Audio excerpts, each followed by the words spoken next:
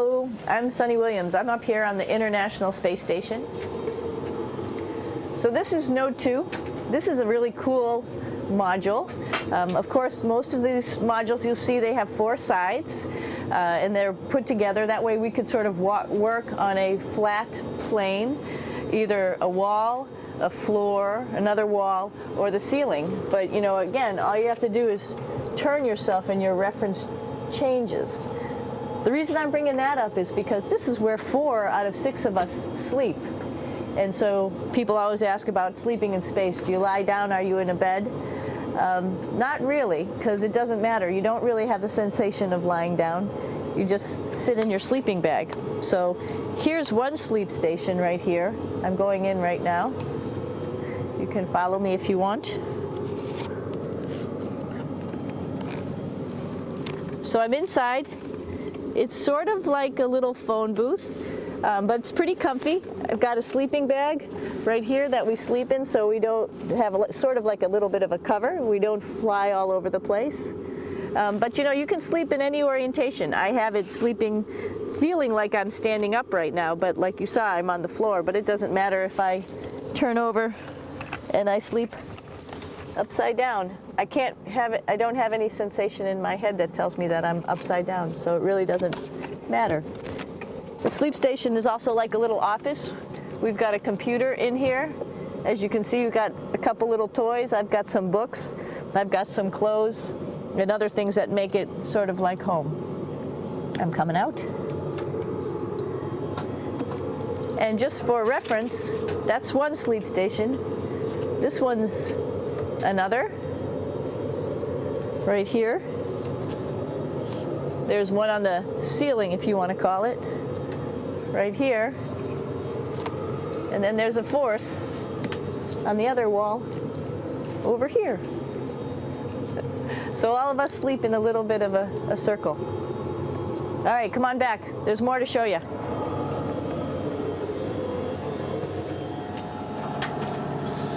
I know that there's some questions about how to use the bathroom and how do you actually live in space like normal, like at home. I mentioned real quickly about getting up in the morning and brushing your teeth and washing your face. Well, how do you do that? Well, here is the bathroom, essentially. You get up in the morning and we have a little kit, and it has all the essential things that you need, like your toothbrush and toothpaste and brush. See how much better the brush makes my hair look? I'm just joking. It still stands up straight. It doesn't matter where you are. It's always going to stand up straight while you're up in space. A lot of people ask about toothbrush and toothpaste. So, luckily enough, toothpaste, you can do it upside right this way, is sticky, and so it sticks to your toothbrush. No problem. Another cool thing is that water sticks to your toothbrush too.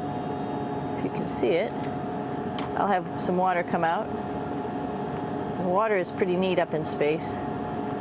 It'll stick to your toothbrush and it will make a big bubble, and that's just by surface tension. And then you can drink it. So a lot of people ask about what do you do with the toothpaste after you brush your teeth.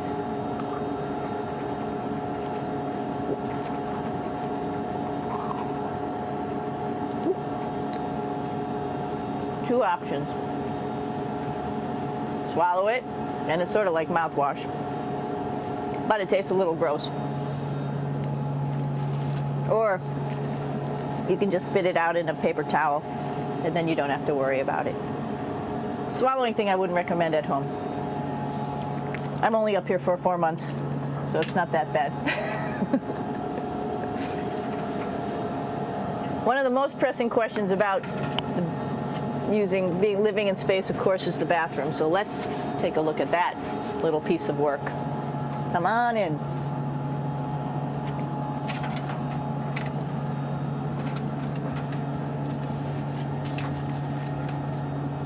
Here we are at the throne. This is awesome. You might see the little You might have noticed the little moon on the outside. This is our orbital outhouse right here.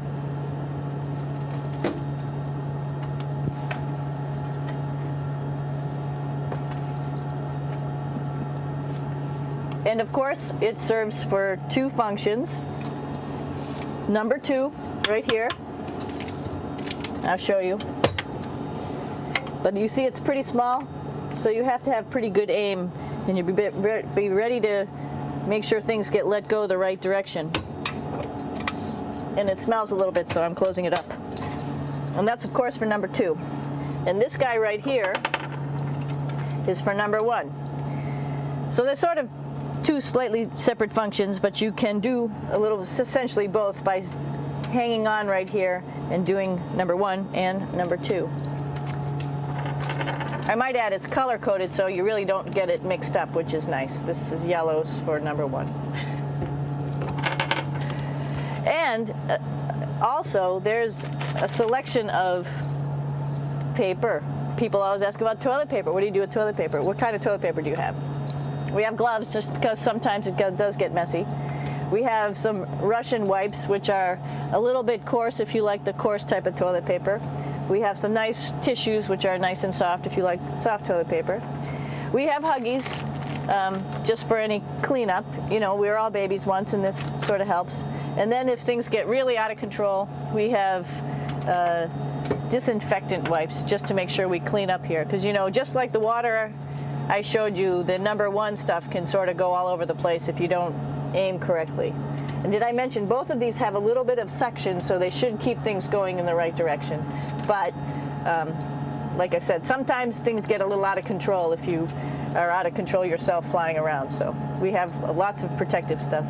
And of course, you do have your privacy. There's a little door, so other people know that you're in there. Here's a pretty cool place. This is sort of like in your house where everybody meets in the morning. After you wash your face, brush your teeth, you want to find something for breakfast. And this is our kitchen. You might notice there's all sorts of foods here. It's like opening the refrigerator. You got all your different stuff that you want to have: drinks, meats, eggs, vegetables, cereals, bread, snacks. And that's a good place. That's where you find all the candy. Side dishes, and then some little power bars just in case.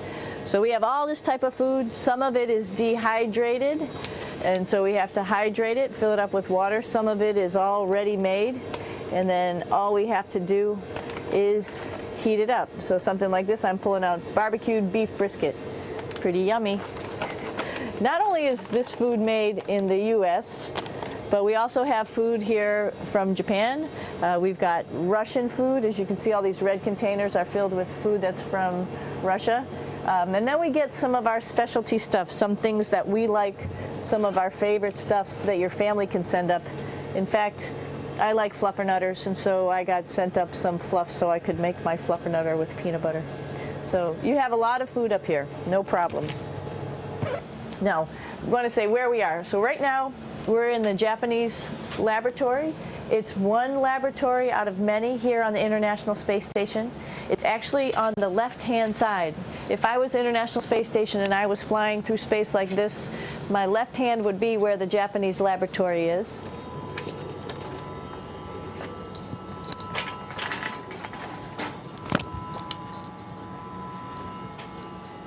So now again, we're on the right-hand side, all the way on the right of the International Space Station.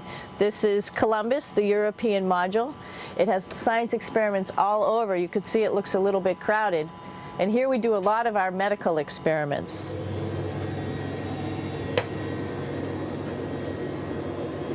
Here we are in the U.S. laboratory. Again, this is a laboratory with science experiments on all of the walls here, all sorts of stuff that we do. And one of the things we also do is we exercise. We have some exercise equipment on board the space station. We need to do that because we lose bone density and muscle mass while we're up here, and that's a result of not having to fight against gravity.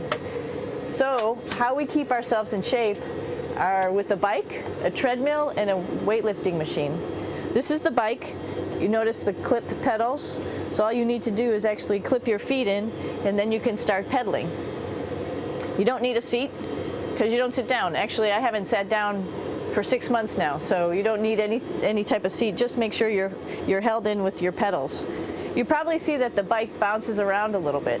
As I move it, it's not steady and held to the wall firmly. And the reason for that is the space station is pretty big. You saw that there's also solar arrays on the space station. If we start putting any forces into the space station, it's going to make those solar arrays bounce around a little bit. So to prevent that, the machines bounce around a little bit, move around a little bit, and that way we don't put any forces onto the structure of the spacecraft out to the solar arrays. All right, a little farther on. Come on.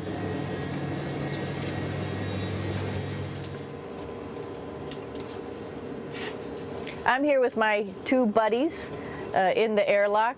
Actually, these are two spacesuits that are ready, primed up to go outside, as we call it, to go do a spacewalk in case we have to do anything outside. Some of the things we do outside are just like inside, repairs. We have a lot of electrical boxes and machinery and solar arrays, in fact, that I talked about earlier, that are outside, and sometimes they don't work quite right. Remember, space is really cold and really hot, and it's also the vacuum of space with no pressure, and so some of the equipment doesn't work well all the time. So we might have to go out and do a spacewalk.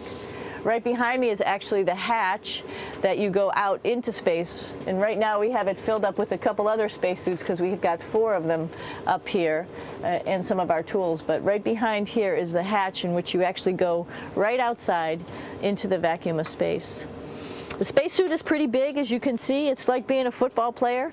Part of the reason it's so big and bulky is because of this backside, this backpack. It's like going on a hike with a backpack, but the backpack and the suit weighs about 300 pounds. Luckily in space, nothing really weighs anything, so you don't feel that it's so heavy. But we need to have such a big suit because that guy back there is essentially the heart of the spacecraft. I call this actually a spacecraft. It has all the oxygen for you. It has all the carbon dioxide removal system for you. It also has a heating and cooling system to make sure to regulate our body temperatures while we're outside. It also has a computer, so it tells you on a display here if there's anything that's going wrong with the suit, if we're running out of oxygen, if we have too much carbon dioxide, or any type of electrical problem. So it's a pretty awesome little spacecraft, and actually got to go out, use my little spacecraft a couple times, and it worked like a charm. Lucky that it works very nice. You might want to see what the helmet looks like. It's pretty cool too. We don't usually go out like this, so you usually can see when the helmet's open. So you can see what it looks like inside. Somebody's little head would be inside of here. So you can see, you can turn your head all the way around while you're inside of there, but the helmet stays still. So that's determines how far you could see. And it's usually pretty sunny out there, so we have to wear our sunglasses, and this is our sunglasses right here, which make you look pretty cool.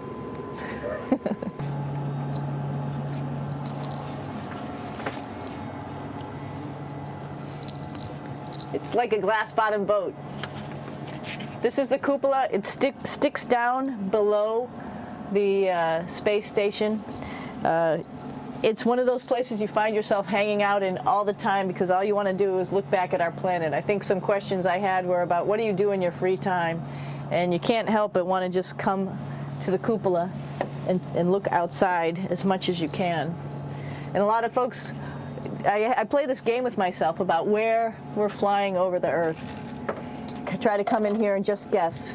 After being here for a little while, you can sort of figure it out. You can tell different cloud types over different continents. You can tell different soil types over different continents. So let's see. And then, of course, there's a lot of ocean. So usually we're over the ocean at first glance. I will tell you in just a moment where we are.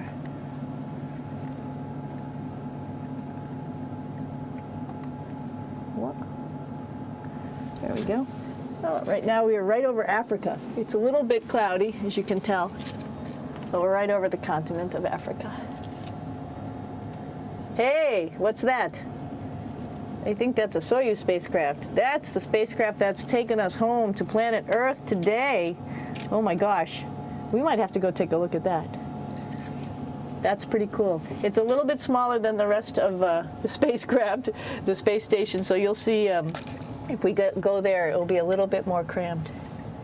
But we're going, you can look all the way back to the back of the spacecraft, which is where the Russian segment is, and then you could look all the way forward to the front of the spacecraft, where the Japanese laboratory, the European laboratory, and the American laboratory are, and then back to the solar arrays where we started in this morning when we were looking out the Japanese window.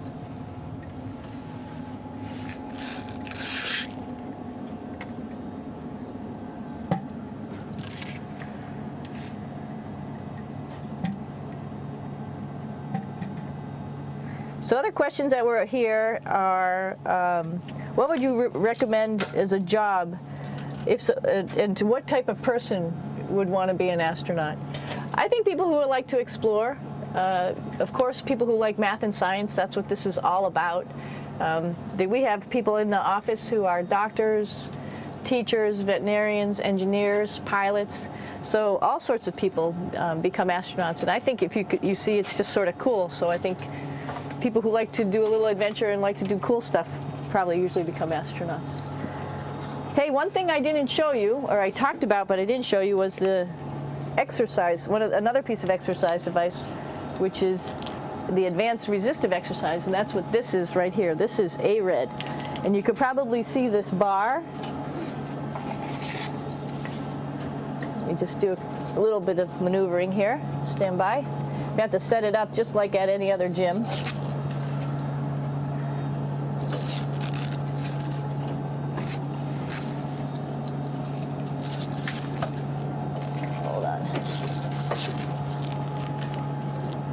Show you how this works.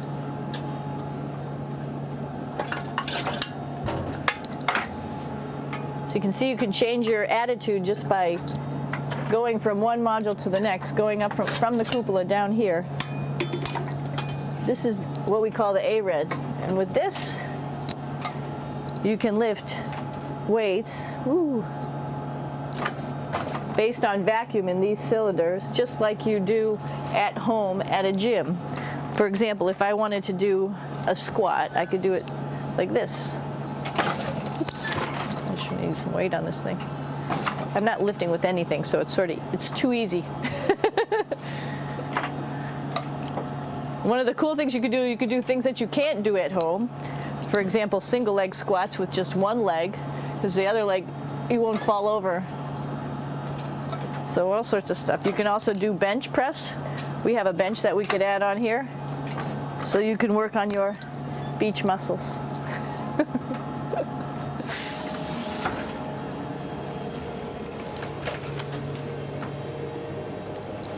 Hey, Aki, what are you doing down there? Crashing things. This is one of the cool things about space, too. It sort of looks like there's a big old hole here, but you don't even think twice about it. You can just jump over the hole, or if you want, you can go jump into the hole. I'm coming down. Woo!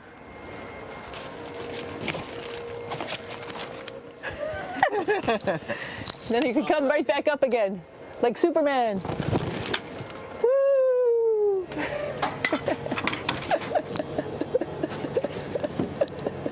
We're lucky we have a really cool big space station that you can fly around in. That's actually called the PMM. You might have saw it out the window. It's a big silver canister. What's really great about that is it's essentially our closet in our pantry, or whatever you want to call it. We have extra food down there, we have extra clothes, we actually throw the trash out down there. So it's nice and organized, and we have all of our stuff that we need while we're working in all these other modules all stowed in this location down here. And it's a lot of fun to play in. So we're going into the Russian segment. Be ready. You don't need a passport either.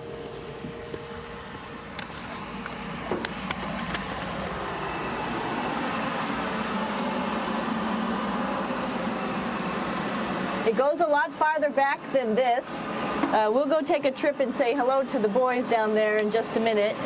Well, let's do that first, actually, and then we'll go down to the Soyuz at the very end. This is Yevgeny. Hi. Doing a little tour.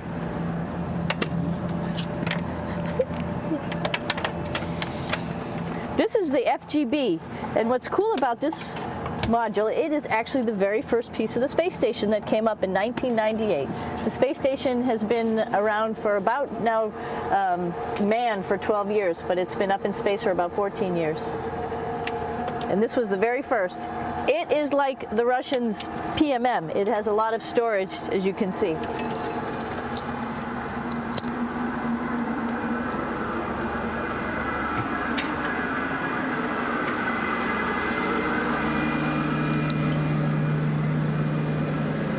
Можно? Снимаем.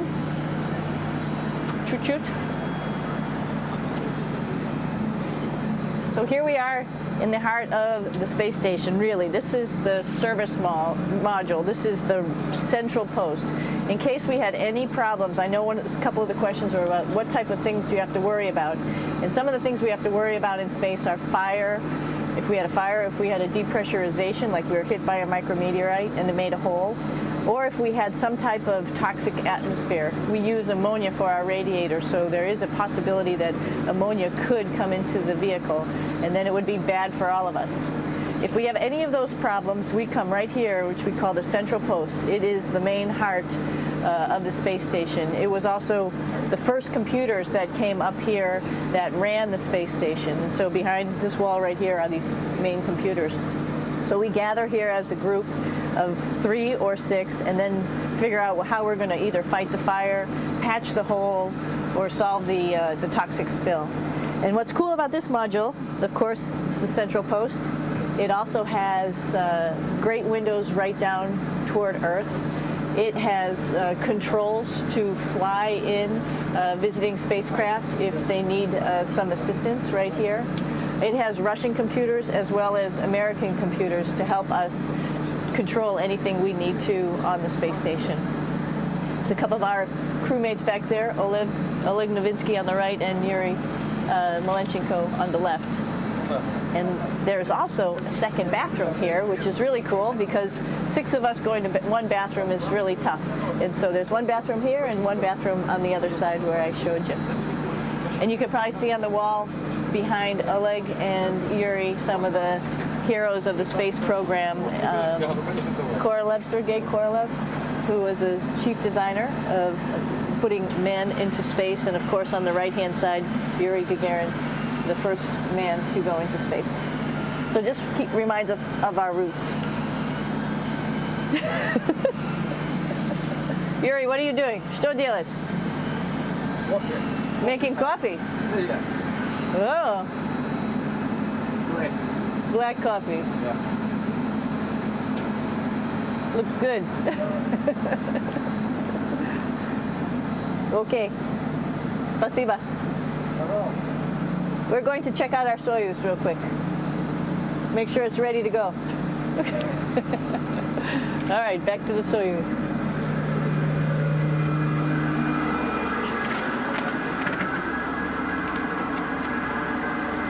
I'm gonna stop here just for a quick second.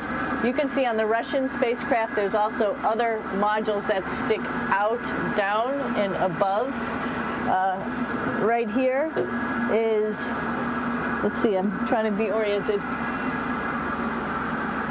That's a place where we do spacewalks from for the Russian side. There's Russian spacesuits in here, and also a visiting vehicle which brought fruits and vegetables and becomes a trash container when we undock. Up on this side is also a future place where they're going to do spacewalks from, and connected to it is Kevin's, Oleg's, and Yevgeny's Soyuz spacecraft. And now let's go see ours. Whoa!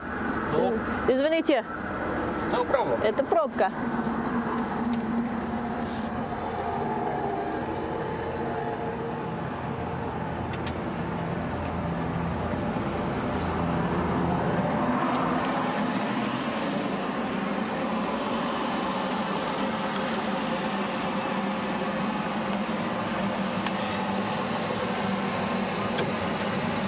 Coming down. down.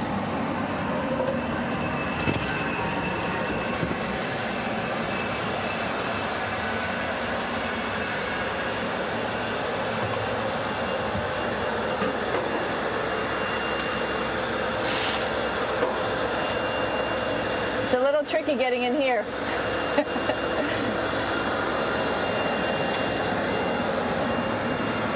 This is the docking probe right here, this big thing. This helps us connect to the spacecraft. This probe actually sticks into this cone, and that's how the spacecraft, our Soyuz, becomes connected to the ISS initially. That is then replaced by clamps, which are around here, that will allow the two spacecraft to be stuck together. And then you can remove the probe and the cone.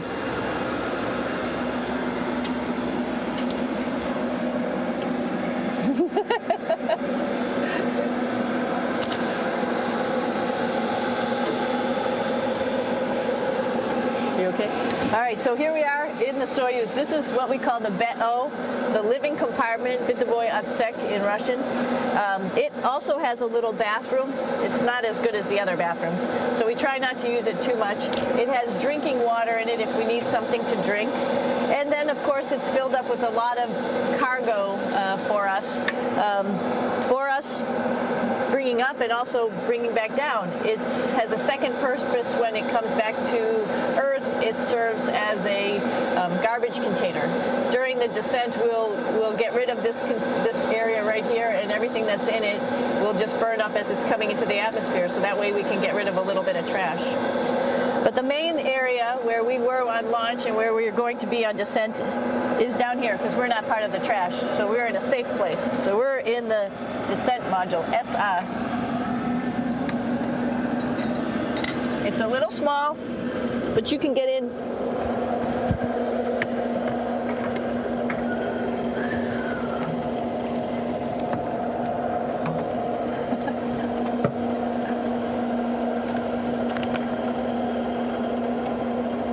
Not sure how well you could see in here. Hold on for a second. I'm going to turn it up this way, just so you could see the hatch and you could see Kevin. It's a little bit small, but we'll come in and show you around. You coming in? Probably not. Okay.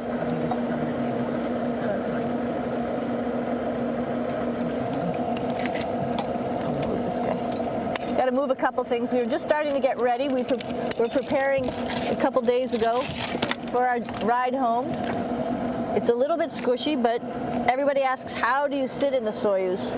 And you sort of sit in your seat like this. The seat is molded to your body, and so you can just sort of squish in here and be pretty relaxed. Everybody has a handmade seat for them.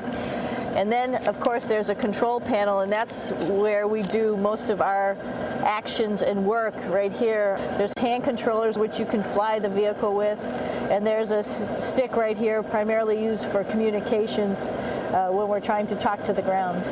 So 3 of us fit in here. Like I said, it's a little squishy, but somehow it seems like we all managed to get in here and fit pretty well, and it's a pretty safe ride home. You're probably wondering, what's all this junk behind us? Well, it's all of our parachute, first of all, and then it's all of our survival gear, just in case we end up landing in some strange place on the planet and nobody's there to rescue us right away. We have all sorts of survival gear with us, keeping us safe in here. So they've pretty much thought of everything. And we'll be home on the planet within the next 12 hours. Pretty shocking.